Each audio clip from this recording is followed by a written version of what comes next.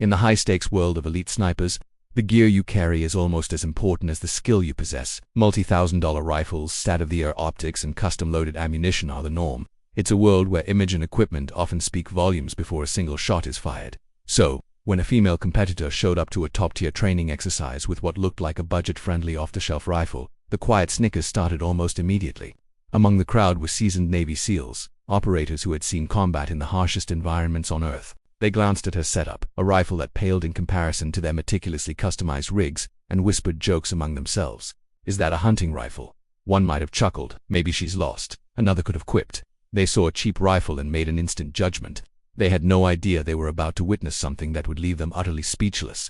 Her name was spoken in hushed tones, not out of reverence but curiosity. She wasn't a celebrity in the tactical community. She was a quiet professional, someone who let her skills do the talking. As she calmly set up her shooting position, the atmosphere was thick with skepticism.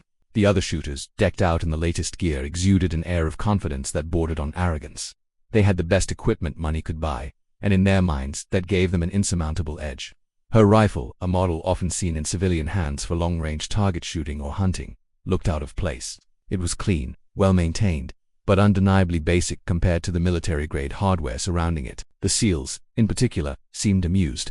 Their own rifles were masterpieces of engineering, built to perform flawlessly under extreme pressure. They had faced life-and-death situations, and their gear reflected that unforgiving reality. What could she possibly do with her inferior equipment? The challenge for the day was audacious, even for this elite group. The target was a standard silhouette, but it was placed at a staggering distance 2 miles away. That's over 3,500 yards. At that range, a target is just a speck, if you can see it at all. A million variables come into play.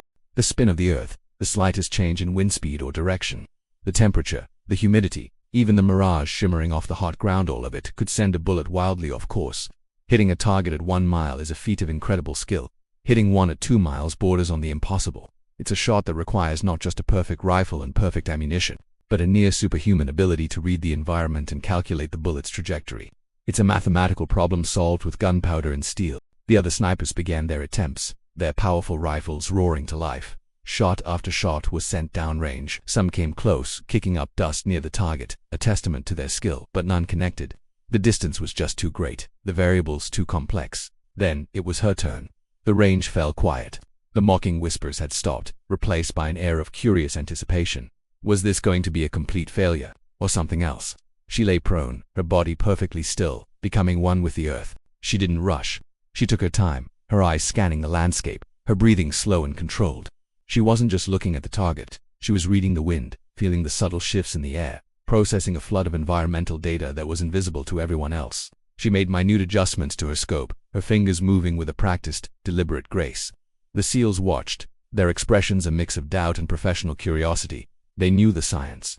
They knew the immense difficulty of what she was attempting. They had just tried and failed with their superior equipment. What chance did she have? She closed one eye, focused, and her finger gently squeezed the trigger. The crack of her rifle was sharp, but somehow less thunderous than the others. The bullet, a tiny projectile launched on an epic journey, was on its way. For what felt like an eternity, everyone watched the distant target through their powerful optics.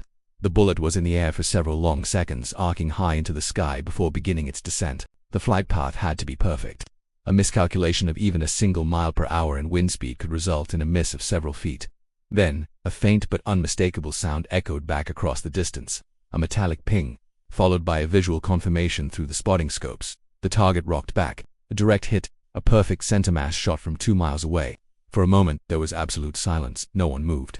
The seasoned SEALs, the operators who had seen it all, were frozen. Their mouths were slightly agape, their eyes wide with disbelief. They looked from their scopes to her, and back to the distant, now conquered target. The impossible had just happened. The silence was broken by a single, slow clap, then another. Soon the entire range erupted in applause. The mockery was gone, replaced by sheer, unadulterated respect. The SEALs who had been joking just minutes earlier were the first to approach her, not with arrogance but with genuine awe. They didn't ask about her rifle anymore. They asked about her. How did she read the wind? What was her calculation for the Coriolis effect? What was her process? They were students now, eager to learn from a master. The cheap rifle was forgotten. In that moment, it was crystal clear that the true weapon was under the piece of metal in which she was holding. The true weapon was her mind, her discipline, and her extraordinary skill.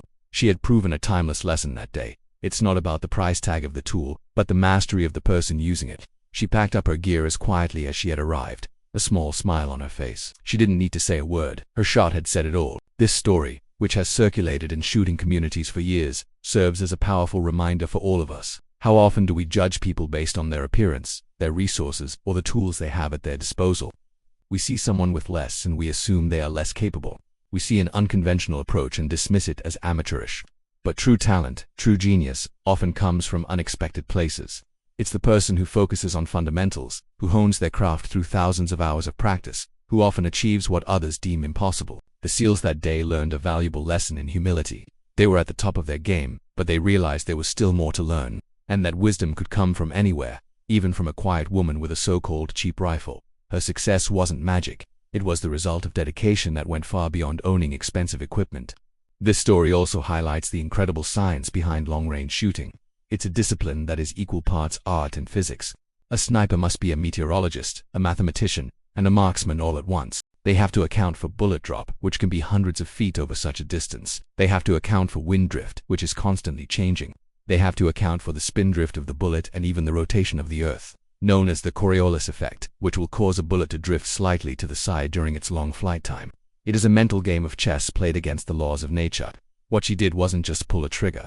She solved a complex multivariable physics problem in real time under pressure and executed the solution perfectly. Her rifle was simply the tool she used to deliver the answer.